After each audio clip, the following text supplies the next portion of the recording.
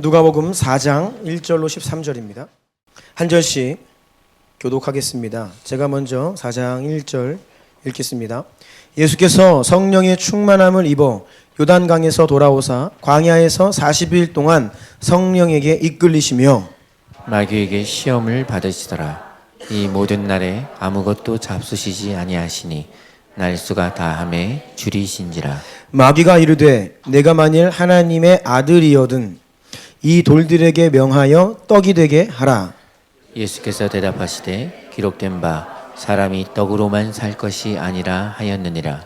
마귀가 또 예수를 이끌고 올라가서 순식간에 천하 만국을 보이며 이르되 이 모든 권위와 그 영광을 내가 네게 주리라.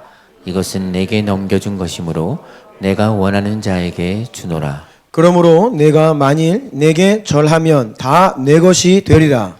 예수께서 대답하여 이르시되 기록된 바 주 너의 하나님께 경배하고 다만 그를 섬기라 하였느니라. 또 이끌고 예루살렘으로 가서 성전 꼭대기에 세우고 이르되 내가 만일 하나님의 아들이거든 여기서 뛰어내리라. 기록되었으되 하나님이 너를 위하여 그 사자들을 명하사 너를 지키게 하시리라 하였고 또한 그들이 손으로 너를 받들어 내 발이 돌에 부딪히지 않게 하시리라 하였느니라. 예수께서 대답하여 이르시되 주 너의 하나님을 시험하지 말라 하였느니라. 함께 읽겠습니다. 마귀가 모든 시험을 다한 후에 얼마 동안 떠나니라. 아멘. 다시 한번 기도드립니다. 존귀하신 주님 감사드립니다. 우리를 구원하시고 은혜의 자리로 부르신 주님께 감사드립니다. 오늘도 우리를 불러 모으셔서 함께 예배하게 하신 이유와 목적과 뜻이 있사오니 하나님 우리에게 그 은혜를 허락하여 주시옵소서. 종이 섰습니다. 보혈 덮으셔서 오직 성령께 붙잡힌 바 되어 하나님의 말씀을 순전히 선포하는 통로로 사용되게 하시고 모든 성도들의 심령 가운데 주께서 일하시고 부드러운 마음을 더하사 하나님의 말씀 앞에 전심으로 믿음으로 아멘하며 그 말씀이 살아 역사하는 것을 보는 이 시간 되게 하옵소서. 큰 돌파와 놀라운 영적 진전이 있는 이 시간 되게 하옵소서. 주의 보혈로 덮고 오직 성령의 역사를 간구하며 흑암의 역사는 예수 이름으로 떠나갈지어다. 예수님의 이름으로 기도드리옵나이다. 아멘. 아멘. 제가 주일 메시지를 전하기 위해서 한 주 동안 기도를 합니다. 하나님께 하나님 성경은 참 너무나 많은 설교 내용들로 가득 차 있어요. 그런데 중요한 것은 이것이 바로 지금 이때에 우리 주님 지체들 한 사람 한 사람에게 선포되게 되는 하나님이 정말 우리에게 지금 여기에서 말씀하기를 원하시는 그것을 받고 전해야 되죠. 그래서 제가 이제 기도를 하면서 주로 이제 새벽에 기도하면서 하나님께서 주시는 마음들을 가지고 설교를 합니다. 그런데 그래서 제가 확신을 가지고 항상 올라옵니다. 하나님께서 오늘 이 자리에서 우리 주나님 성도 한 분 한 분을 향해 이 말씀 하신다라고 제가 확신을 하고 올라오는데 오늘 메시지는 좀 특별합니다. 오늘 메시지 굉장히 특별합니다. 왜냐하면 하나님이 그 어떤 때보다 더 강력하게 바로 이 시즌에 바로 오늘 이 주일 지금 이 시간에 들어야 선포되어야 할 말씀을 주셨다라고 하는 제 안에 확신이 있어요. 그래서 한 분도 빠짐없이 하나님 말씀 앞에 그 어떤 거치는 것도 다 제하시고 주의 말씀을 순전히 들으시고 아멘 하시기 축복합니다. 네, 뉴스 시즌 7번째 시간입니다. 제목을 같이 읽겠습니다. 시작. 은혜 이후에 찾아오는 시험과 연약함의 문제를 정면 돌파하라. 하나님께서 우리에게 많은 은혜를 주셨고 또 우리를 이끄시는데 저를 포함하여서 많은 성도님들 모두가 지금 이 제목과 같이 은혜 이후에 찾아오는 시험과 연약함의 문제 앞에 직면해 있습니다. 여기에서 우리가 이 말씀을 취하여 믿음으로 남은 2달간 11월과 12월을 어떻게 살아가느냐, 이것이 2020년 상징적인 해인데 2020년을 우리가 어떻게 맞이하고 또 그 2020년 동안 하나님께서 우리에게 어떤 일 하실까를 알 수 있는 2달간의 시간이에요. 우리가 주신 은혜 가운데 머물고 우리가 이것들을 가지고 믿음의 선한 싸움으로 돌파해내지 못하면 다시 또 돌아가야 됩니다. 다시 이거 또 해야 돼요. 그래서 굉장히 중요한 오늘 메시지입니다. 큰 1번입니다. 같이 읽어볼까요? 시작. 성령의 내가 있는 곳에 악한 영도 반드시 함께 역사한다. 기록되어 있는 말씀 1절, 2절 읽어주세요. 예수께서 성령의 충만함을 입어 요단강에서 돌아오사 광야에서 40일 동안 성령에게 이끌리시며 마귀에게 시험을 받으시더라. 아멘. 예수님께서 요단강에서 세례 요한에게 세례를 받으실 때 성령이 임하십니다. 그리고 예수님이 성령의 충만함을 입으셨습니다. 왜 예수님에게 성령님이 임하시고 왜 성령님이 예수님 가운데 충만히 임하셨을까? 하나님께서 우리에게 은혜를 주실 때 이유가 있습니다. 하나님께서 저와 여러분 우리 모두에게 성령께서 찾아오신 이유가 있습니다. 그냥 오신 게 아니고 분명한 목적과 뜻이 있는데요. 은혜를 주시고 성령께서 역사하시는 이유는 교회를 온전히 세우시고 여러분 한 사람 한 사람을 깨우시고 여러분을 살리시고 그러함으로 여러분이 원수와 싸워 이김으로 다른 영혼, 열방, 그 살리는 그 일. 이 하나님의 목적 굉장히 심플합니다. 교회를 든든히 세우시고 이 교회를 통해 영혼들을 살리고 살아난 영혼들이 나 자신뿐이 아니라 다른 영혼 살리고 열방을 살리는 그 일을 위해 하나님께서는 우리에게 은혜를 주시고 성령님 역사하신다는 거예요. 이게 바로 우리에게 은혜 베푸시는 이유입니다. 예수님 마찬가지입니다. 왜 예수님께 성령님이 임하셨을까? 왜 예수님은 성령 충만을 입으셨을까? 사명 감당하기 위한 겁니다. 남은 이제 3년 반의 공생의 기간 동안에 영혼 살리고 결국 십자가를 지시고 열방을 온 세상을 살리기 위한 그 예수 그리스도께 주어진 그 사명을 감당할 수 있도록 이제 공생이 시작할 때에 세례를 받으실 때 성령님이 임하시고 성령으로 충만케 되신 거예요. 하나님의 뜻을 이루기 위해 성령님 임하신다는 겁니다. 역사하신다는 거예요. 자, 그러면 원수, 악한 영들과 사탄은 무슨 일을 합니까? 하나님의 뜻을 방해합니다. 하나님께 대적할 수 없으니까 이 땅에 죄로 인해 오염된 이 땅 가운데에서 이 공중 권세를 잡고 죄로 인해 허덕이는 사람들에게 역사하는 거예요. 그래서 하나님의 뜻이 이루어지지 못하도록 방해하는 것이죠. 성령님은 하나님의 뜻을 이루기 위해 우리 가운데 오시고 역사하시고 은혜 주시는데 악한 영은 하나님의 뜻을 방해한다는 거예요. 그래서 성령의 역사가 강할수록 은혜가 넘쳐날수록 악한 영의 역사 또한 반드시 이건 좀 아무튼 반드시 악한 영이 역사한다는 겁니다. 이게 현실이에요. 우리는 이것을 기억해야 됩니다. 우리 조남교회가 지난 7월, 8월 하나님 굉장히 큰 은혜를 주셨습니다. 아멘. 네. 우리가 깨어 분별해야 될 것은 악한 영이 그 수준으로 역사한다는 거예요. 안타깝게도 악한 영들의 방해로 인하여서 수많은 교회와 성도들이 부흥을 경험하고 은혜를 체험했지만 성령의 불이 지속되지 못하는 경우가 너무나 많다는 겁니다.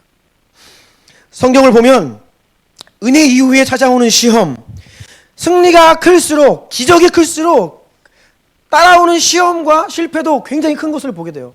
성경이 그 내용들로 가득합니다. 왜 하나님은 성경을 통해 우리에게 계속해서 그런 것들을 말씀하시는가? 본보기가 되고 우리를 경고하시기 위해 말씀하시는 겁니다. 이스라엘 백성들이 홍해를 건넜습니다. 여러분, 홍해 건너 사건을 한번 생각해 보세요. 우리가 그 이스라엘 백성들 중에 한 사람이었다고 생각해 보세요. 뒤에서 애국 군대가 칼을 차고 눈에 보일 만큼 따라왔습니다. 가진 게 아무것도 없어요. 다 죽습니다. 그런데 주께서 그 이스라엘 백성들과 애국 군대 사이에 임하셔서 애국 군대를 혼란케 하십니다.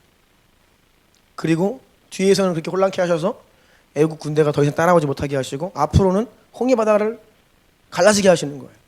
놀랍습니다. 그것을 다 건너요. 그리고 뒤돌아보니까 자기들이 보는 눈 앞에서 이 애국 군대가 그 물속에 다 수장돼서 죽는 겁니다. 어마어마한 승리지요. 피 한 방울 묻히지 않고 자기들이 한 거 아무것도 없습니다. 엄청난 기적을 바라보며 모세와 미리암과 백성들이 축제를 벌입니다.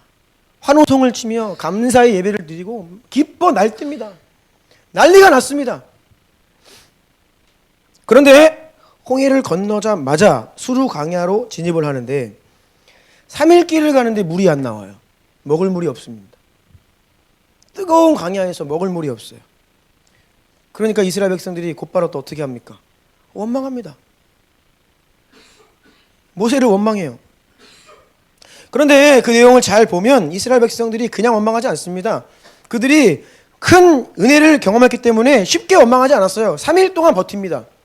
물 없고 다 죽어가는데 이러다가 다 진짜 죽는 거 아니야? 라는 위기감이 몰려오고 목이 타고 여러분 광야 그 뜨거운 광야에서 3일 동안 물이 없다. 이거는 다 죽는 거예요 정말. 그럼에도 불구하고 그들이 끝까지 인내했습니다. 사실은 잘 보면. 원망하지 않았어요. 그런데 어디에서 문제가 터지냐? 3일 동안 인내해서 물을 발견하는데 그 물이 쓴물이에요. 먹을 수가 없어요. 여기에서 터지는 거예요.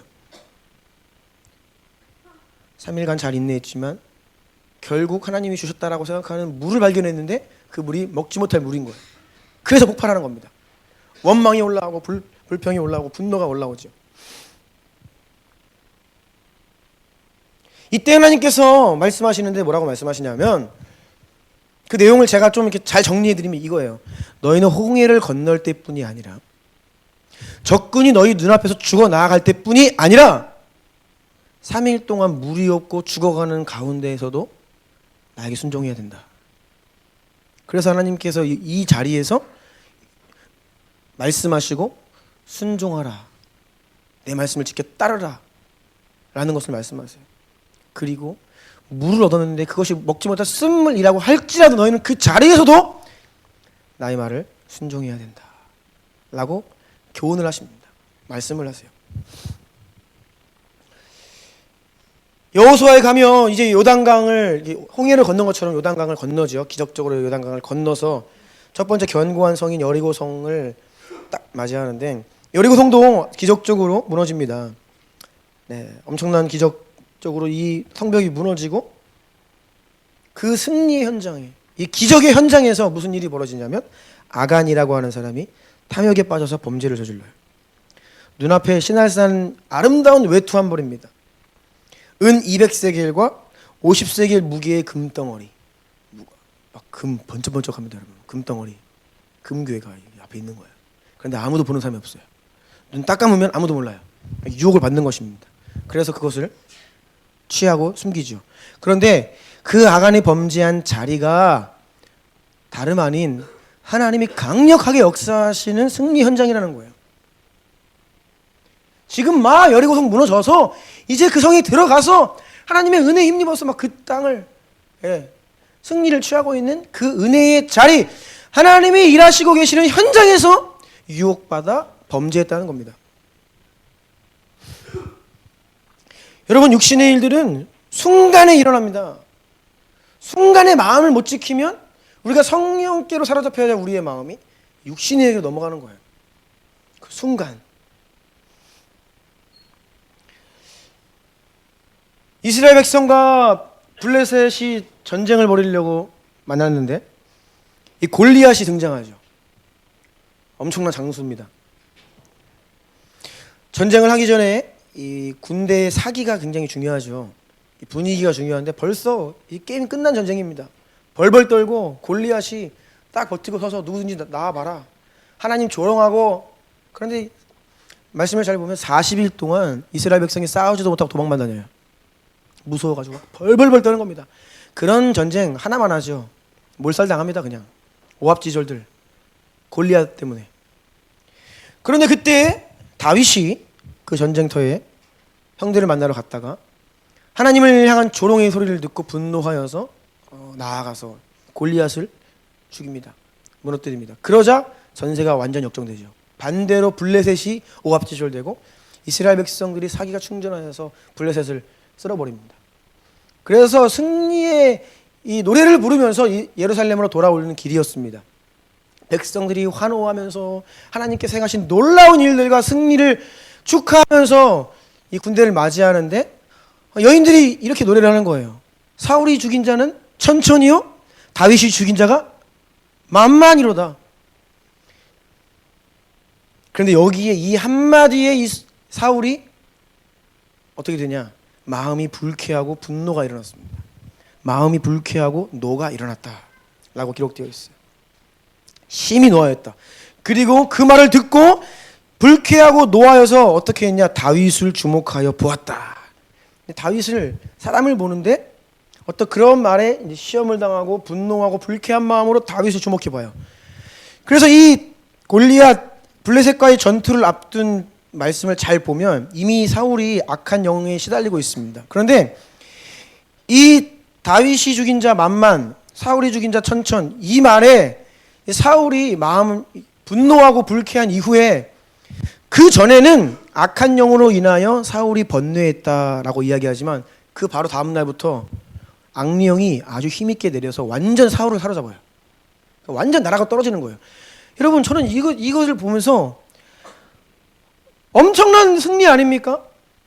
적군에게서 하나님의 은혜로 이길 수 없는 전쟁을 대승을 거뒀습니다. 뭐 사울 말할 것도 없이 온 백성이 벌벌 떨고 있었고 다윗 한 사람 때문에 사실 이긴 거죠. 그럼 그 여인들이 한 말이 틀린 말이 아니에요.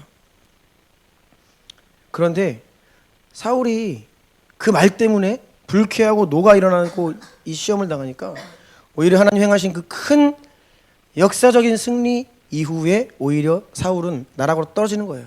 지옥으로 떨어지는 겁니다. 그 마음을 지키지 못해서.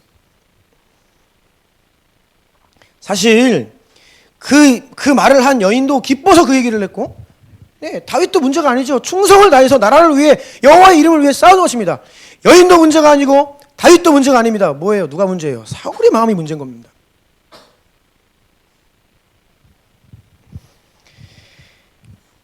엘리야는 바알과 아세라 선지자 850명과 능력 대결을 합니다. 여러분, 850명의 우상 숭배하는 선지자들과 하나님 섬기는 선지자 자기 한 명이에요. 850대 1로 싸워요. 여기서 까딱 잘못하면 죽습니다. 그런데 하나님께서 은혜로 여호와의 불을 떨어뜨리셔서 엘리야가 크고 위대한 승리를 얻습니다. 그런데 가장 큰 위대한 승리 바로 다음에 어떤 일이 벌어져요? 이세벨이 죽인다는 거예요. 엘리야를 잡아오라는 겁니다. 내가 죽여버리겠다. 그 소식을 들으니까 850명의 이방 선지자를 이겼던 이 엘리야가 두려워가지고 도망가 버려요. 그러더니 로덴나무 밑에 앉아가지고 어떻게 합니까? 죽고 싶습니다. 주님, 나 죽여주십시오. 상상이 됩니까? 그 어마어마한 위대한 승리를 했던 엘리야가 한 여인의 위협 앞에 두려워 벌벌 떨면서 도망가가지고 낙심해서 죽기를 구했다. 가장 큰 승리를 경험한 이후에 가장 깊은 영적인 침체 가운데 빠진 거예요. 히스기야 왕, 이스라엘 왕입니다. 남유다의 왕이죠. 히스기야 왕이 이스라엘 선지자가 하나님께서 보내셨어요. 히스기야 왕에게 이야기합니다. 죽을 병에 걸렸습니다. 곧 죽습니다, 왕. 그때 히스기야가 무릎 꿇고 회개하며 기도합니다. 살려주십시오, 주님. 한 번만 기회 주십시오. 근데 그 히스기야의 기도가 간절했어요. 진심의 기도였습니다. 그래서 하나님께서 이사야를 통해서 말씀하십니다. 15년의 생명을 더해주겠다. 원래는 죽어야 되는데 15년의 생명 연장의 은혜를 받아요. 기도 응답을 받습니다. 이사야가 하나님 말씀을 대언하자 히스기야가 어떻게 제가 그걸 알 수 있을까요? 증거를 주십시오. 그래서 어떻게 합니까? 해시기의 그림자가 15도 뒤로 물러나요. 여러분, 이게 엄청난 사건입니다. 10도. 이 해가 지구가 자전을 계속하기 때문에 해 그림자는 계속해서 같은 속도로 갑니다. 그런데 뒤로 10도 물러갔다. 이거 엄청난 사건입니다. 이 지구가 자전을 역방향으로 했다는 건데요. 과학자들한테 이야기하면 다 웃죠. 그러니까 말이 안 된다는 거예요.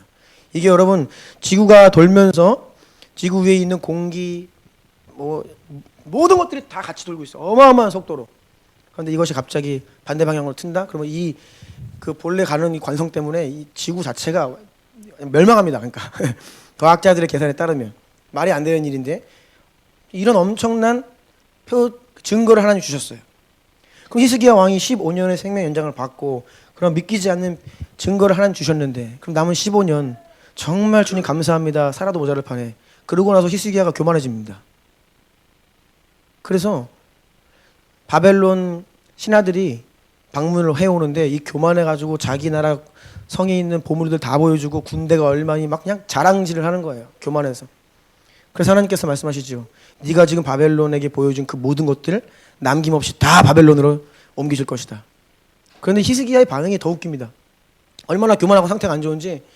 그런데 그 하나님의 그 말씀이 네 시대가 아니라 후대에 일어날 것이다. 그랬더니 히스기야가 뭐라 그래요?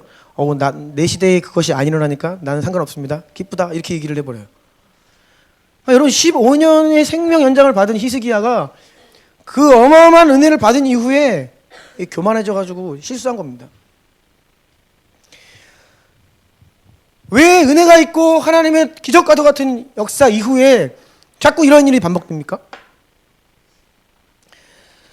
마틴 로이드 존스 목사님께서 이런 말씀을 하셨습니다. 루터와 칼빈, 여러분 루터와 칼빈은 종교개혁자들이죠. 칼빈이 쓴 기독교 강요 이 책이 사실 이 장로교 모든 개혁주의 신학의 다 기초입니다. 기초. 루터와 칼빈은 엄청난 신학자들이에요. 그런데 이 마틴 로이드 존스 목사님이 뭐라고 말씀하셨냐면 루터와 칼빈을 히말라야 산맥에 비유하자면 조나단 에드워즈는 에베레스트다 이렇게 얘기했어요. 그 중에 최고봉이 조나단 에드워즈다. 그러니까 역사상 한 사람을 꼽으라고 하면 영성과 지성을 겸비한 최고의 사람을 꼽으라고 하면 조나단 에드워즈 한 사람 뽑는 거예요. 그만큼 이 조나단 에드워즈는 위대한 사람이었습니다. 제가 작년 이게 리바이벌 프레잉 할 때 그 대각성 운동에 대해서 구체적으로 많이 나눠드렸죠.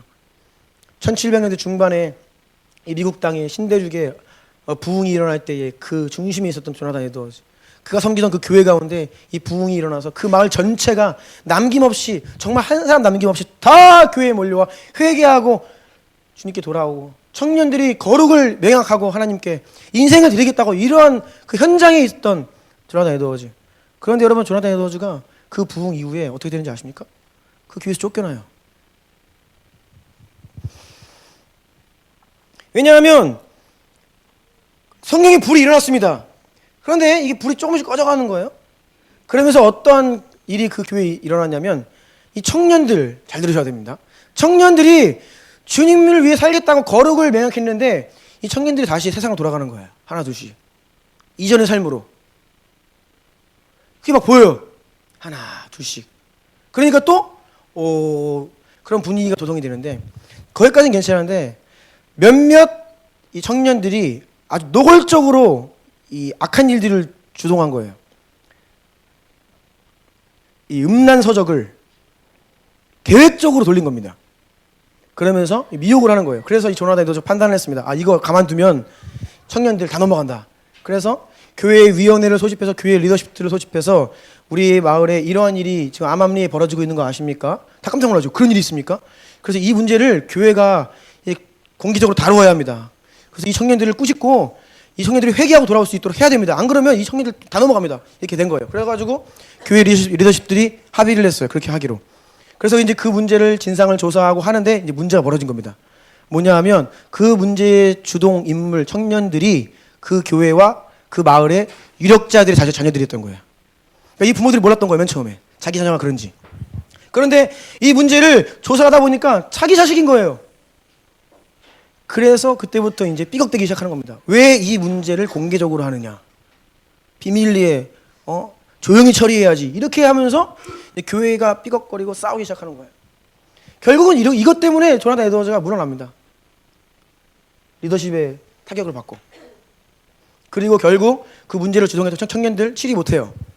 결국은 다 뭐 자기 죄 다 부인하고 막 그렇게 됩니다. 그래서 이 부흥의 불이 꺼져버려요. 그 노스햄프턴 교회 엄청난 역사적으로 손꼽을 만한 그 강력한 성령의 불이 떨어졌던 그 교회 가운데 왜 이러한 일들이 일어나냐? 왜 성령의 불이 꺼지고 마느냐? 왜 다시 이전의 삶으로 돌아가느냐? 이런 일들이 왜 벌어지느냐? 사탄이 역사하는 거예요. 방해합니다. 고린도전서 10장 12절 가로 3번에 있죠. 읽어볼까요? 시작. 그런즉 선줄로 생각하는 자는 넘어질까 조심하라. 아멘. 은혜 이후에 우리가 겸손해야 하고 겸비해야 하고 조심해야 하는 이유가 바로 여기 있습니다.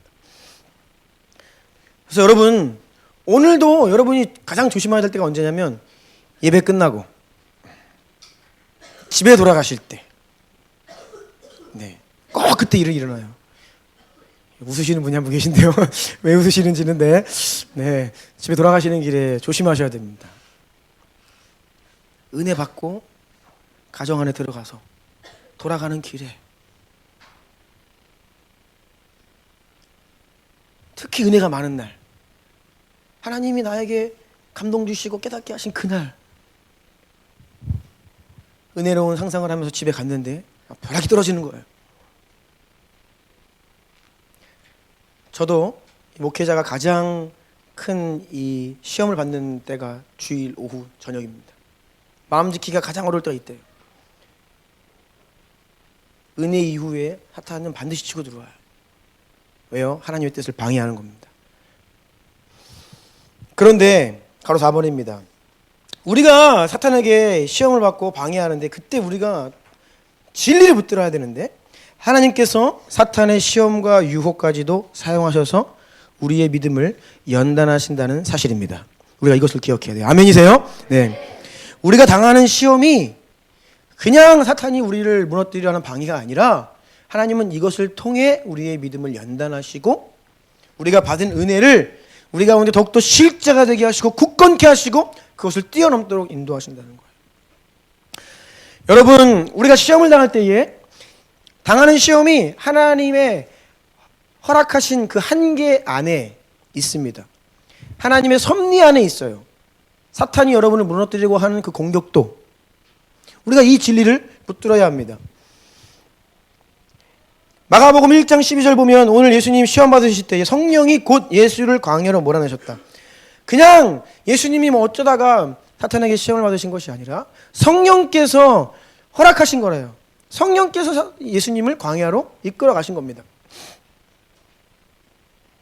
모든 시험이 하나님의 주권과 섭리 안에 있기 때문에 악한 영의 권세는 제한받습니다.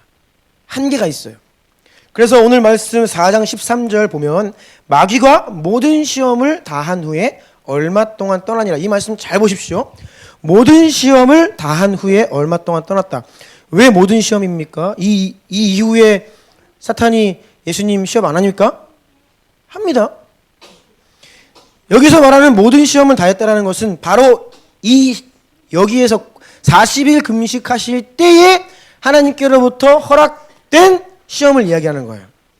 그러니까 여러분이 어떤 어려움을 만나잖아요. 그러면 그것은 무한정 나를 완전히 죽이는 그러한 시험이 아니라는 겁니다. 그 사건과 그 일에는 하나님이 허락하신 경계선이 있어요. 한계가 있다는 것입니다. 욥기를 보세요. 하나님이 철저하게 사탄에게 경계선을 허락하십니다. 너 이 이상을 넘지 말아라. 그리고 욥은 충분히 이 시험을 이길 수 있는 자예요. 믿음의 자예요. 그러니까 하나님은요, 그 경계선을 딱 설정하세요. 사탄은 그 이상 절대 못 넘어갑니다. 그래서 우리가 어떤 일을 만나도 어떤 시험을 당해도 그것은 하나님이 정하신 한계점이 있다는 것을 꼭 기억해야 돼요. 그래서 그 시험이 닿으면 그 단계의 시험은 통과하는 겁니다. 아멘? 네. 그럼 얼마 동안 떠났다가 또 와요. 또 와서 또 그 분량의 시험을 또 하고. 고린도전서 10장 13절 이거 여러분이 힘들 때 어려울 때 이 말씀 그냥 선포해야 됩니다. 다 같이 우리가 선포하며 읽겠습니다. 시작. 사람이 감당한 시험 밖에는 너희가 당한 것이 없나니 오직 하나님은 미쁘사 너희가 감당하지 못할 시험 당함을 허락하지 아니하시고 시험 당할 즈음에 또한 피할 길을 내사 너희로 능히 감당하게 하시느니라. 아멘. 아멘이십니까 여러분? 네. 진리의 말씀을 선언해야 돼요. 감당할 만한 시험이라는 겁니다. 이길 수 있도록 주님께서 역사하신다는 겁니다. 아멘이세요? 네. 그래서 하나님께서는 우리에게 시험을 허락하시는 이유는 어떤 시험을 당하여도 우리가 주님 붙들고 이겨내고 돌파하여서 믿음의 사람으로 계속해서 거듭나고 성장하기를 원하신다. 그래서 욥이 그 엄청난 시험을 통과한 이후에 더 믿음의 사람이 되잖아요. 네. 더 믿음의 사람이 되는 겁니다. 원수는요 우리를 무너뜨리려고 역사하지만 우리가 주님의 진리 안에 거하고 주를 붙들고 있으면 우리는 더욱더 강건해진다는 거예요. 아멘이세요? 네. 큰 2번입니다. 사탄은 가장 큰 취약점을 공격한다. 전쟁 또는 운동 경기 다 마찬가지입니다. 이기기 위한 최선의 방법은 상대방의 가장 취약점을 집중 공략하는 겁니다. 상대방의 가장 취약한 점을 집중 공략하는 겁니다. 맞죠? 네.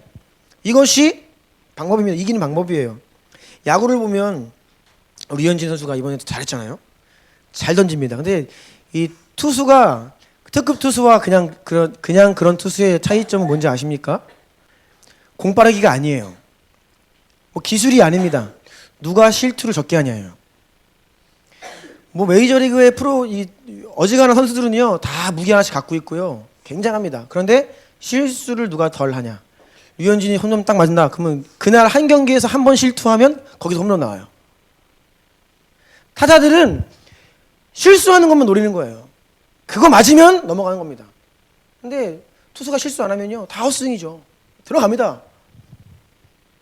축구도 마찬가지고요. 다 상대방이 무엇이 취약한가. 그래서 연구를 하고 다 공부를 하죠.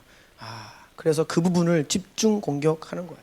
그 부분만 계속 공격하는 것입니다. 제가 월화수 중국 청도 칭다오에 우리 교육자 수련회 다 다녀왔습니다. 춘추 전국 시대의 한 성을 이렇게 다시 재건을 내놨더라고요. 갔더니 성벽이요 높이가 5m가 넘어요.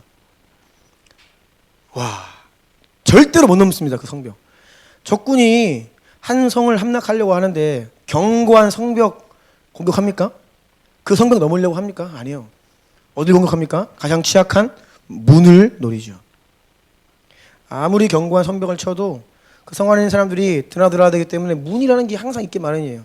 근데 그 문이 취약합니다. 그래서 어떻게 해서든 첩자를 집어넣어서 그 시간에 그 문을 열게 하든지 아니면 막대한 피해를 감수해도 그 문을 뚫는 거예요. 그 문을 부숴야 됩니다. 그 문만 열리면 이제 이기는 것이 수월해집니다. 악한 영들이 우리를 공격하는 방식이 바로 이렇습니다. 절대로 여러분이 잘하는 부분을 건드리지 않습니다. 취약한 부분, 나의 가장 연약한 그곳을 집중 공격해요. 사탄이 왜 40일 금식하고 있는 예수님께 와서 제일 먼저 무엇으로 시험했어요? 지금 예수님의 가장 연약한 점이 뭡니까? 40일 동안 굶으셨어요. 그래서 허기지고 배가 고프십니다. 이해 안 되시면 하루만 굶어보세요. 네, 이게 무슨 유혹인지. 네. 제가 미국에서 훈련 받을 때 뭐 길게는 아니고 짧게 금식을 했는데 아니 우리 게스트하우스에 놀러 오신 분들이 바베큐 파티를 하는 거예요. 인간의 힘으로는 이겨낼 수가 없습니다. 네, 그 냄새가 아무리 안 맡으려고 해도요. 와, 여러분, 근데 예수님이 허기지시고 힘이 없어요. 그런데 가장 취약점이 바로 먹는 음식 문제입니다. 글로 딱 들어오는 거예요, 사탄이. 공동체 전체를 볼 때에 은혜 이후에 사탄이 어떻게 역사하느냐? 연약한 것을 친다는 겁니다. 연약한 자들을 치고 또 여러분 개개인에게 가장 연약한 부분을 건드려요.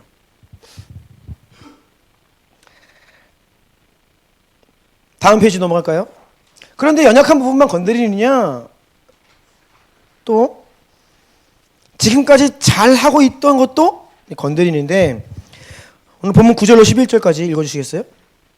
또 이끌고 예루살렘으로 가서 성정 꼭대기에 세우고 이르되 내가 만일 하나님의 아들이여든 여기서 뛰어내리라. 기록되었으되 하나님이 너를 위하여 그 사자들을 명하사 너를 지키게 하시리라 하였고 또한 그들이 손으로 너를 받들어 내 발이 돌에 부딪히지 않게 하시리라 하였느니라. 아멘. 아멘. 그럼 사탄이 참 하나님 말씀 가지고 예수님 유혹하잖아요. 그렇죠? 이게 굉장한 겁니다. 하나님 말씀 가지고 예수님을 공격해요. 우리 가운데 우리가 하나님 말씀으로 위로하면 그런 말씀이 성경에 있어요? 우리가 그렇게 반응할 수 있는데 사탄은 그렇지 않습니다. 하나님 말씀 다 알아요. 사탄은 진리의 말씀을 다 알아요. 그런데 이 말씀을 교묘하게 사람을 시험하는 데도 사용한다는 거예요. 지금 예수님의 어떤 부분을 건드리고 있는 거냐면, 예수님이 본래 하나님의 아들이시고 하나님과 본체이시죠. 그런데 인류를 구원하시기 위해서 그 영광 다 버리셨습니다. 하나님의 아들 되심과 하나님 되심을, 그 권리, 영광 다 버리시고 비우시고 인간이 되셨어요. 그런데 마귀는 지금 여기에서 지금까지 예수님께서 잘 해오신 그 부분을 다시 취하라는 겁니다. 본래 하나님의 아들이고 본래 하나님과 본체이시니까 그것을 취하라는 거예요. 30년 동안에 이것들을 잘 해오셨고 이제는 공생애를 앞두시고 3년 반 남으셨는데 여기에 와서 자기를 비우신 예수 그리스도의 그 자기 부인을 여기에서 다시 취하라는 겁니다. 예전 것을. 가로 3번입니다. 5절부터 7절까지 다 같이 읽겠습니다. 시작. 마귀가 또 예수를 이끌고 올라가서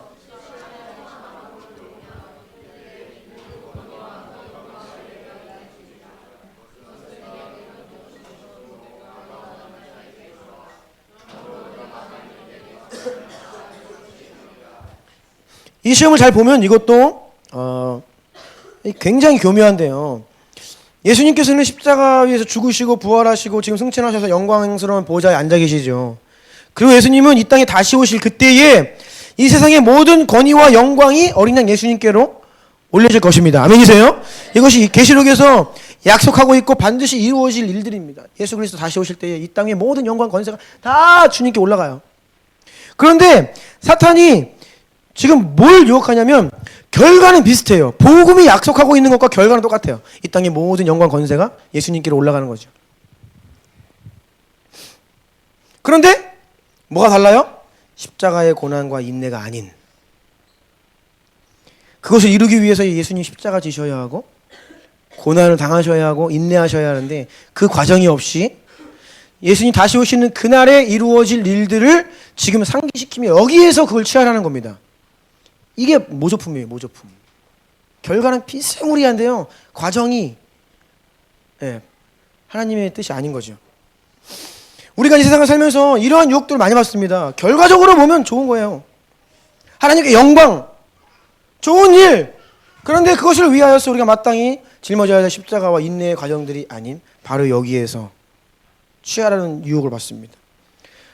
때때로 이것이 이 번영신학 안에 있습니다. 무엇이냐면 저는 예수 그리스도를 믿음으로 말미암아 우리가 질병에서 치유되고 재정의 문제가 해결되어서 우리가 복받고 저 다 믿어요. 아멘이세요? 네, 저 다 믿습니다. 그런데 그럼에도 불구하고 우리가 예수님 다시 오시는 그날까지 이 땅 위에서 인내해야 될 것들이 많이 있어요. 때로는 바울처럼 육체의 가시를 가지고 살아가야 될 때도 있습니다. 우리가 뭐 기도한다라고 다 낫고 우리가 기도한 만큼 다 받습니까? 아니요. 나를 부인하고 자기 십자가를 져야 될 것들이 분명히 있는 것이죠. 언제까지요? 주님 오시는 그날까지. 근데 이 번영신앙에서를 잘 보면 뭐 예수님 믿으면 다 돼야 돼. 마치 예수님 다시 오시는 그날에 온전히 이룰 것을 여기에서 끌어당겨서 이루라는 그런 유혹을 많이 합니다. 거짓 유혹입니다. 우리가 예수님 오시는 그날에 누려야 될 것들이 있는데 우리 마음 가운데 계속 여기에서 그것을 보고 싶은 거예요. 여기에서 누리고 싶은 거예요. 그런 유혹을 많이 받아요. 거기에는 타협이 있고 미혹이 있습니다. 하나님의 능력 때문에 예수님으로 인하여서 우리가 이렇게 되었다. 결과는 비슷해 보이지만 이 타협이 있고 미혹이 있을 수 있죠. 자, 여기까지가 이제 예수님의 시험을 통하여서 사탄이 은혜 이후에 우리를 어떻게 유혹하고 미혹하고 시험 들게 하고 넘어뜨리려 하는지에 대한 이 배경을 잘 살펴본 거예요. 자, 큰 3번입니다. 그럼 예수님은 어떻게 하셨는가? 큰 3번 읽겠습니다. 시작. 예수님은 오직 진리의 말씀을 선포함으로 마귀를 대적하셨다. 예수님께서 사탄으로부터 받으신 시험과 유혹을 이기신 방법은 먼저는 단호하게 사탄을 대적하셨습니다. 마태복음 4장 10절 보니까 이에 예수께서 말씀하시되 어떻게 해요? 사탄아 물러가라. 마귀를 대적하라. 그럼 너희를 피하리라. 우리가 여러분 시험을 당하고 고통을 당하고 마음의 싸움을 할 때 여러분이 가장 먼저 해야 될 것은 입술로 선포하셔야 돼요. 사탄아 물러가라. 아멘이세요? 한번 해보세요. 사탄아 물러가라. 단호하게. 네. 사탄아 물러가라라고 대적해야 됩니다. 그리고 더 나아가서 어떻게 하셨냐면 예수님 안에 머물고 있었던 하나님의 말씀, 그것을 입으로 선포하셨어요. 자, 다시요. 예수님 안에 머물고 있던 하나님 말씀이 무엇이냐? 이 구약 성경인데요. 예수님이 그 구약 성경을 이해하고 그 구약 성경을 기억하고 암송하고 있었다는 뜻이에요. 그래서 사탄의 공격과 그 시험의 현장 가운데에서 예수님이 그 말씀을 기억하심으로 입술로 그것을 선포하셨다는 겁니다. 아멘. 그래서 제가 이번에 3일 동안 수련회 하면서 차 타고 이동하고 그럴 때 우리 69절 암송하는 거 제가 복습을 많이 했습니다. 계속 복습했어요. 제가 원래 10년 전에 이거 완전 달달달 외워가지고 그냥 대제목, 소제목, 주소까지 그냥 부팅이 되고 그냥 팡팡 나오던 그렇게 외웠었는데 내용들은 다 이제 기억이 나는데 이게 잘 매칭이 안 되는 거예요. 대제목, 소제목, 주소가. 그래서 다시 이제 복습을 막 했는데 그 여러분 암송을 계속 하면요 어떤 일이 벌어집니까? 불현듯 생각이 또 나요. 올라옵니다. 마음에 가득한 게 올라옵니다. 말씀 암송해야 돼요. 기억해야 되고 주일에 들은 말씀이 은혜 받는 것을 넘어서서 기억을 해야 된다고요. 그래서 다시 들으셔야 되고 곱씹어야 되고 묵상해야 되고 사탄에게 진리의 말씀을 선언하신 겁니다. 기록되었으되 하였느니라 라고 하면서 선언하시는 거예요. 그래서 이 세 가지 예수님의 대답을 보실까요? 누가복음 4장 4절 8절 12절 다 읽어주세요. 예수께서 대답하시되 기록된 바 사람이 떡으로만 살 것이 아니라 하였느니라. 예수께서 대답하여 이르시되 기록된 바 주 너의 하나님께 경배하고 다만 그를 섬기라 하였느니라. 예수께서 대답하여 이르시되 주 너의 하나님을 시험하지 말라 하였느니라. 아멘. 각각의 예수님이 다 말씀 인용하세요. 신명기 8장 3절, 신명기 6장 13절, 시편 6편 16편 기록되었으되 인용하고 하였느니라 라고 아주 단호하게 하나님 말씀을 선언해 버렸습니다. 그 자리에서 이 진리가 딱 선언되니까 사탄이 꼼짝 못하고 예수님 심령 가운데 평안이 찾아오는 거예요. 진리가 선포됐대. 그래서 여러분 하나님의 말씀이 영적 전쟁에서 가장 중요한 무기이고 살아 역사하는 실제적인 능력입니다. 네. 다시요. 하나님의 말씀이 영적 전쟁에서 가장 중요한 무기이고 살아 역사하는 실제적인 능력이에요. 여러분이 그 말씀을 입술로 믿음으로 선포할 때에 그것이 역사하는 것입니다. 아멘. 에베소서 6장 17절 보니까 그래서 성령의 검 곧 하나님의 말씀을 가지라. 사탄을 찔러 무찌를 수 있는 검이 바로 성령의 검 하나님의 말씀이라는 겁니다. 히브리서 4장 12절을 다 같이 힘있게 고백합니다. 시작. 하나님의 말씀은 살아있고 활력이 있어 좌우의 날선 어떤 검보다 예리하여 혼과 영과 및 관절과 골수를 찔러 쪼개기까지 하며 또 마음의 생각과 뜻을 판단하나니. 아멘. 아멘. 아멘. 그래서 말씀을 선언해야 돼요. 말씀을 입술로 사탄을 대적하고 악한 영을 대적하고 떠나가라 하고 진리의 말씀을 입으로 선포해야 됩니다. 네, 들리게 선포해야 돼요. 아멘. 네, 마음속으로가 아니라 입술로 선포해야 됩니다. 그렇게 해서 이 선포된 말씀은 사실 또 내 영혼을 향한 선포예요. 내 귀에 들려지고 그것이 또 나의 내가 기억을 해서 내 입술로 선포했는데 그 선포가 내 영혼을 다시 강건하게 합니다. 이게 선포의 능력이에요. 아멘. 그래서 여러분이 이 고통 중에 있을 때에 시험을 당하고 마음이 어려울 때에 여러분을 향해서 여러분을 선포해 줘야 돼요. 할 수만 있으면 옆에서 누가 계속 진리의 말씀 힘있게 선포해 주면 좋은데 그렇지 못하잖아요.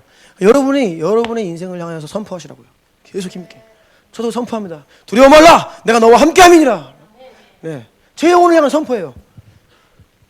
놀라지 말라. 나는 내 하나님이 됨이니라. 내가 너를 굳세게 하리라. 참으로 너를 도와주리라. 참으로 나의 오른손으로 너를 붙들리라. 아멘. 막 선포해 주는 거예요. 제 영혼을 향해서. 믿음으로 강력하게 선포하잖아요. 여기 능력이 있습니다. 네, 계속했어요. 여러분. 가로 2번이에요. 여러분이 지금까지 자신에게 반복되었던 문제, 반복되는 내면의 싸움이 무언지를 잘 파악하셔야 됩니다. 다시요. 원수가 취약점을 주로 공격해요. 집중 공격한다고요. 그러면 뭐 이것저것 많이 하는 게 아니라 사실은 상황은 바뀌고 대상은 바뀌고 뭐 그렇지만 결국은 그게 같은 부위예요. 그래서 여러분 안에 반복되는 문제 있잖아요. 여러분을 힘들게 하고, 여러분을 분노하게 하고, 여러분을 낙담케 하고, 때로는 이 사울처럼 불쾌하게 하고, 노가 아침 위로 오르게 하든지, 아니면 엘리야처럼 그냥 푹 꺼져가지고 낙심케 하든지, 그것이 무엇이든지 여러분을 계속해서 힘들게 해왔던 그것을 여러분 잘 파악하셔야 됩니다. 또한 지금 공동체 안에 은혜가 부어진 이후 다른 데가 아닙니다. 바로 오늘 여기에서 여러분의 마음 가운데 어떤 싸움이 있으세요? 지난 한 주간 살아오시면서 여러분이 무엇을 가지고 싸우셨어요? 뭐 때문에 힘드셨습니까? 바로 그것입니다. 그것이 바로 은혜 이후에 여러분의 취약점을 지금 공격하고 있는 가장 연약한 곳일 수 있다는 거예요. 우리가 나의 연약함을 아는 것이 참 중요합니다. 알면 승산이 있어요. 대비를 할 수 있고. 그런데 보통 자기 자신에 대한 이해가 부족합니다. 그 영적인 이 실체, 영적인 싸움에 대해서 잘 이해가 안 돼요. 그러니까 당하는 겁니다. 무지해서. 내 연약함을 알면 아, 이것이 이거구나. 간파를 하고 아, 사탄이 또 원수가 이 상황을 통해서 나를 이렇게 공격하는구나. 파악을 하고 영적 싸움을 싸워야 되는데 그것이 캐치가 안 되니까 우리가 싸움을 못 싸우는 거예요. 예전에는 양동이를 만들 때에 이 긴 나무를 이어서 만들었죠. 긴 나무를 이렇게 이어서 양동이를 만듭니다. 오래된 양동이를 보면 이렇게 긴 나무를. 그럼 물을 얼만큼 받을 수 있느냐? 그 세워진 양동이 그 나무 가운데 가장 짧은 게 있죠. 그만큼밖에 물을 못 담아요. 맞죠? 물을 담을 때 하나의 나무가 이렇게 키가 작으면 그만큼밖에 물을 못 담는 거예요. 세상은 강점으로 일하라, 뭐 너의 뭐 강점을 개발하라 이렇게 이야기를 하는데 그거 맞죠. 그런데 영적으로 보자면 강점이 없어서 못하는 게 아니라 약점 때문에 망합니다. 교회가 카리스마도 있고 막 능력도 있고 잘하는 게 있어요. 그런데 왜 교회가 공격을 당해서 무너지느냐? 이 약점이 관리가 안 된 거예요. 나의 취약점이 왜 무너져요? 부흥 이후에 취약점이 관리가 안 되는 겁니다. 약점을 잘 높여야 돼요. 다시. 그래서 제가 이번에 이제 중국에 가서 이제 박물관도 가고 하면서 이제 가이드의 설명을 들었잖아요. 중국의 역사에 대해서 듣는데 이 진나라의 시황제 있잖아요. 진시황제 만리장성을 쌓은 그리고 통일하고 엄청난 카리스마였더라고요. 폭군이었더라고요. 완전히 지나갈 때 백성이 뭐 고기를 들면 목을 쳤더라고요. 그런데 그런 엄청난 만리장성을 쌓고 적군 못 들어오게 단단히 성벽 쌓고 제국을 통일하고 그런데 정작 그가 일찍 죽어요.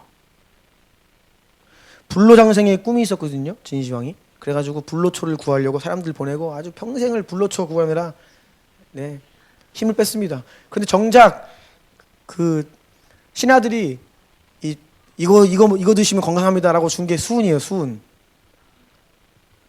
중독으로 죽은 거예요. 일찍 나이 50도 못 돼가지고 자기 관리가 안 된 거죠. 취약점이. 제가 그거 보면서 와, 참 안 됐다. 이렇게 거대한 성벽을 쌓고 제국을 통일하고 카리스마 있는데 일찍 죽어버렸구나. 나의 연약함을 알면 승산이 있고 그 연약함을 어떻게 보충하고 세워야 되는지 방법을 알면 승산이 있는데 사람들이 자기 연약함 모르고 그거 어떻게 되는지 모르는 거예요. 그러니까 계속 당하는 거예요. 그래서 반복되는 문제가 우리 삶 가운데 일어난다는 겁니다. 그래서 여러분은 여러분의 연약함을 향해서 진리의 말씀, 약속의 말씀을 계속해서 선포해야 됩니다. 우리의 영혼은 하나님의 진리의 말씀을 들으면서 믿음이 자라가게 되어 있어요. 계속해서 우리의 연약함과 우리의 영혼은 하나님의 진리의 말씀을 들어야 됩니다. 계속 선포되어야 해요. 그래야 우리가 든든해지는 거예요. 여러분의 영혼을 향해서 진리의 말씀을 선포하십시오. 말씀을 암송하시고 선포하시고 시시때때로 계속해서 그 말씀으로 여러분의 영혼을 든든히 붙들어 매셔야 합니다. 가로 3번입니다. 그래서 사탄이 만들어 놓은 좋아 보이는 모조품들 조심하십시오. 하나님의 영광과 비전이라는 이름으로 추구하는 자기 영광. 이 견고한 진리를 무너뜨려야 합니다. 네. 우리가 얼마나 하나님의 뜻, 하나님의 영광을 위해서 한다고 하지만 그 가운데 우리의 것이 많은지 몰라요. 그 견고한 진리 무너뜨려야 되고, 또한 반복해서 넘어지는 자기 연약함. 그럼 여기서 더 중요한 것은 그것을 여러분이 먼저 알아야 되고, 그 다음 따라해 보세요. 인정해야 된다. 인정해야 한다. 더 나아가서 따라하세요. 시인해야 한다. 네, 나의 연약함을 인정하고 시인해야 합니다. 그런데 우리가 보통 이 문제가 생기면 우리 안에 이 육신의 사고가 어떻게 발동하는지 아세요? 자기 합리화가 발동합니다. 아, 네가 그렇게 했으니까 내가 그랬지. 이게 되는 거예요. 부부간에 한번 생각해 보세요. 남편과 아내 간에 긴장 관계가 딱 조성이 되면요, 제가 우리 집에서 아내와 이제 불편한 뭔가 있어요. 그러면 설거지를 하면서 제 아내 어떤 생각이 드냐면, 네가 그러니까 내가 그러지. 이렇게 하면 내가 안 그랬지. 사실은 제가 잘못해놓고선도 그러는 거예요. 계속 마음속에서 끊임없이 나를 변명합니다. 그러면서 제가 끄트머리 가서 또 내 마음속에서 잘한다. 예, 목사가 돼가지고 성도들한테 그렇게 하지 말라 그러면서 네 변호를 하고 있고, 애기 같은 막 변호들이 막 올라오잖아요. 계속 자기 합리화하는 거예요. 그 자기 합리화를 가지고 입 밖에 내는 순간 이제 일주일 넘게 가는 거예요. 이제 그 문제는. 그런데 내가 눈 딱 감고 나의 연약함을 인정하고 시인하면 그날 끝낼 수 있어요. 그 고통을 그날 끝낼 수 있다고요. 제가 얼마 전에도 내가 속에서 그게 아니었어요. 내가 이번에는 절대로 먼저 안 한다. 근데 그러다가 이제 뭐 설거지를 하고 났더니 마음이 용서를 구해야겠다. 그런데 정말로 내 심정은 내가 뭘 잘못해. 그러면 하지. 이유가 다 있어요. 근데 그냥 꾹 참고, 평안하게 잠들기 위해서 미안하다 그랬습니다. 그랬더니 아내가 한마디 하더라고요. 미안하다고 해가지고 자기가 마음이 풀렸대. 제가 큰일 날 뻔해서 그때 아차 싶었습니다. 이거 며칠 가겠다 했는데 그냥 풀려버리는 거예요. 그래서 내가 아까 잘못 얘기했으면 이거 한 일주일 갔다. 제가 실수했거든요. 육신이 올라와가지고 그냥 인간적인 말을 해버리고, 말 내뱉고 나선도 내가 잘못한 거 아는데 자기 합리화 발동하니까 계속 나를 변호하는 거예요. 이 자기 합리화에 빠져버리면 인정이 안 돼요. 시인이 안 됩니다. 다 이유가 있죠. 사울이 화가 나죠. 내가 왕인데 왕 앞에서 어디서 사울이 천천히고 다윗이 만만이야. 버릇없이. 이유가 되죠. 당연히 큰일 나죠. 자기 합리화에 빠지는 겁니다. 이유가 있어요, 다. 그런데 이 자기 합리화는 여러분의 영혼을 못 살립니다. 여러분, 합리적 관점으로 우리나라를 바라보지 마세요. 합리적인 마음으로 세상 바라보면요, 여러분 죽습니다. 왜요? 분노해야죠. 화가 나죠. 다 뒤집어 엎어야죠. 이게 합리적 사고예요. 그럴 만한 이유가 충분히 있어요. 그런데 왜 우리가 내 분노를 억누르고 자기를 부인합니까? 그거 보세요. 시편 32편. 너무나 이 시편 32편의 기자가 놀라운 돌파를 경험하는 내용들을 기록했어요. 자, 3절과 5절 읽어보겠습니다. 시작. 내가 입을 열지 아니할 때에 종일 신음함으로 내 뼈가 쇠하였도다. 내가 이르기를 내 허물을 여호와께 자복하리라 하고 주께 내 죄를 아뢰고 내 죄악을 숨기지 아니하였더니 곧 주께서 내 죄악을 사하셨나이다. 아멘. 여러분, 우리가 자기 합리화에 빠져가지고 그래 그 사람이 문제고 이게 문제고 저게 문제고 나는 그렇게 화낼 만한 이유가 있어, 나는 분노할 만한 충분한 이유가 있어, 이렇게 얘기하면요 뭐라고요? 입을 열지 아니할 때에 종일 신음함으로 내 뼈가 쇠하도다. 그러면 누가 죽어요? 내가 죽어요. 내가 죽는다고. 내가. 그런데 내 연약함을 인정하고, 그럼에도 불구하고 주님, 제 육신이 연약하여서 또 내 마음의 시험을 받습니다. 성령을 따라 행하지 아니하고 내 육신이 또 분노합니다. 사람을 미워합니다. 정죄합니다. 낙담했습니다. 주님 용서하십시오라고 내 입으로 그것을 인정하고 시인하고 주 앞에 나아가면요 어떻게 된다고? 돌파가 일어난다는 거예요. 이 말씀이요. 다시 읽어보겠습니다. 3절과 5절 시작. 내가 입을 열지 아니할 때에 종일 신음함으로 내 뼈가 쇠하였도다. 내가 이르기를 내 허물을 여호와께 자복하리라 하고 주께 내 죄를 아뢰고 내 죄악을 숨기지 아니하였더니 곧 주께서 내 죄악을 사하셨나이다. 아멘. 아멘. 그래서 여러분, 내가 실수하는 그 자리, 내가 넘어지는 바로 그 자리에서 주님을 찾으셔야 돼요. 이게 늦을수록 그동안의 내 영혼이 피폐해지는 거예요. 인정을 해야 됩니다. 시인을 해야 됩니다. 사람에게, 하나님께. 그래야 하나님이 나를 살리시는 거예요. 버텨보십시오. 내 뼈만 쇠해집니다. 우리가 어떤 말을 듣습니다. 그런데 우리가 듣고 간직하고 기억하고 되새겨야 될 말이 있어요. 이걸 묵상이라고 이야기하죠. 하나님 말씀 그래요. 하나님 말씀과 하나님의 약속은 듣고 기억하고 간직하고 묵상하고 계속해서 그걸 이야기해야 됩니다. 이게 하나님 말씀이에요. 그런데 여러분, 세상의 말과 인간의 말은 그렇게 하면 안 됩니다. 어떻게 해야 돼요? 듣고 잊어버려야죠. 듣고 털어버려야 돼. 그런데 우리는 반대예요. 하나님 말씀은 다 잊어버려. 어저께 목사 설교가 제목이 뭐였지? 기억이 안 나. 뭐 암송한 것 같은데 뭐 안 올라와. 뭐가 원수가 막 시험하는데 대적을 해야 되는데 말씀이 안 떠오르는 거예요. 마음에 가득한 게 입으로 나오는 거예요. 뭐가 나와요? 화가 나고 분노가 올라오고. 그리고 그 사람이 했던 말 계속해서 리플레이 되고. 그러면 자기 합리에 빠지는 거예요. 어떻게 그럴 수 있어 나한테 막. 아니, 묵상을, 하나님의 말씀을 묵상하지 않고 상황을 묵상하고 사람의 말을 묵상하고 뭐예요? 죽는 겁니다. 내 뼈가 쇠해지는 거예요. 그래서 여러분, 제가 통성으로 기도하라는 게 다른 게 아닙니다. 주님께 나와서 내 연약함을 인정해야 됩니다. 하나님 말씀을 선포해야 됩니다. 아멘이세요? 부르신 주님을 기도하고 털어버리고 주의 말씀으로 나를 채워야죠. 이게 사는 길입니다. 아멘.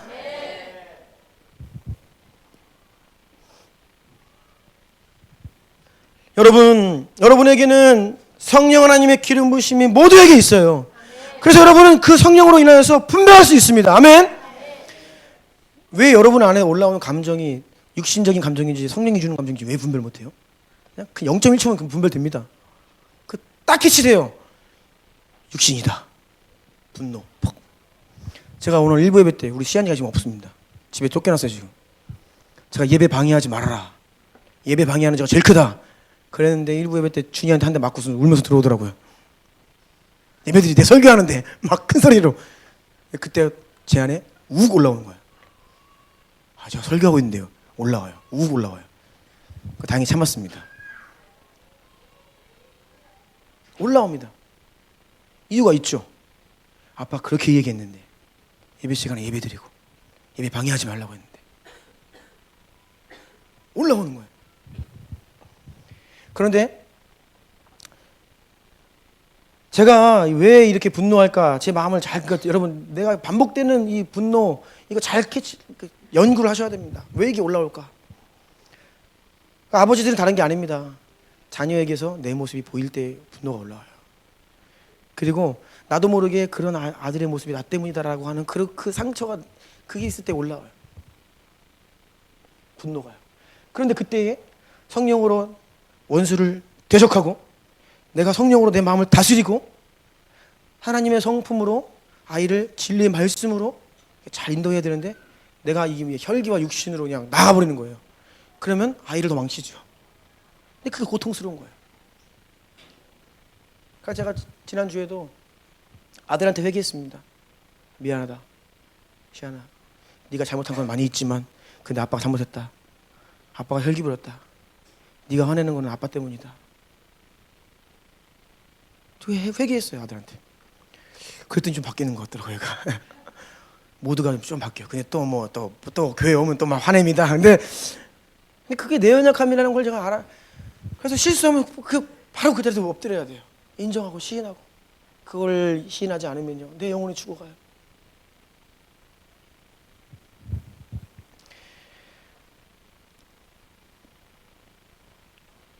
여러분, 그래서 저와 여러분 우리 모두는 연약한 자지예요.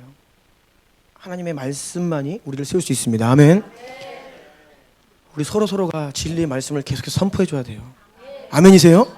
육신의 말로 깎아내리거나 힘들게 하는 것이 아니라 계속해서 서로 진리의 말씀으로 격려를 해줘야 됩니다. 이렇게 세워줘야 돼요. 선언해줘야 됩니다. 아멘.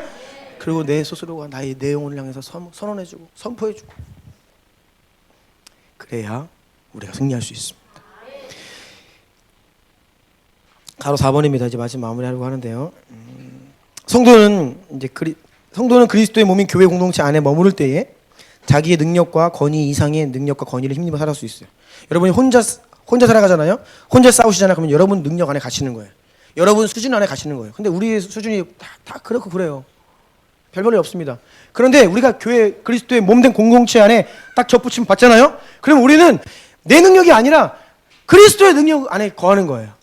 그리스도의 권위를 힘입고 그리스도의 능력을 힘입어 세상을 살아갈 수 있는 것입니다. 아멘. 그래서 우리가 이 공동체 안에 머물러야 되는 이유예요. 그런데 어떻게 합니까? 원수는 성 밖으로 우리를 끄집어내요. 이 그리스도의 몸된 교회는 견고한 성입니다. 우리가 그 안에 들어가 있으면 보호받고 우리가 이길 수 있어요. 근데 원수는 그 성 밖으로 끄집어내요. 나오라는 겁니다. 여러분 성 밖으로 나가보세요. 뭐예요? 무장해제지요. 죽는 겁니다. 나오라는 거예요. 여리고 이후에 아이성을 함락할 때에 이 아이성이 견고한 성입니다. 그래서 하나님이 이스라엘 백성에게 주신 전략이 바로 이 전략이었어요. 너희는 가서 먼저 싸우는 척해라. 지는 척해라. 도망가라. 도망가면 아이성에 있는 군대가 나온다는 거예요. 따라서 성 밖으로 나온다는 거예요. 그럼 어떻게 해요? 매복하고 있던 복병이 뒤로 들어와라. 그래서 성 밖에서 싸우라. 그럼 이길 수 있다. 이게 하나님이 주신 전략이었습니다. 성 밖으로 끌어내는 거예요. 근데 원수도 마찬가지입니다. 우리를 어떻게 하든지 성 밖으로 끌어내려고 그래요. 공동체 밖으로 끌어내려고 합니다. 나 홀로 신앙하게 하려고 그러는 거예요. 그러니까 오늘날에 이 교회 안 가고 유튜브 성도들 이거 다 하나 이게 사탄의 전략입니다. 혼자 싸워보세요. 죽습니다. 우리는 서로서로의 중보가 필요하고요. 서로 도와줘야 되고요. 공동체가 함께 손잡고 삼겹줄이 되어서 한 명이 넘어지면 이렇게 세워주고 같이 싸워야죠. 혼자 싸우면 죽는 거예요. 아멘? 네. 그래서 꼭 기억하십시오. 이 공동체성이 약해지는 이 시대에 교회 안에 접붙임 되어서 우리가 교회 안에 머무는 것, 성벽 안에 머무는 것입니다. 아멘이십니까? 저 개인적으로 하면 초라한 사람이에요. 아무것도 아닙니다. 우리가 주나임 교회라고 하는 견고한 주님 나라의 공동체 안에 접붙임 되어 있기 때문에 우리에게 능력이 있는 거예요. 아멘? 네.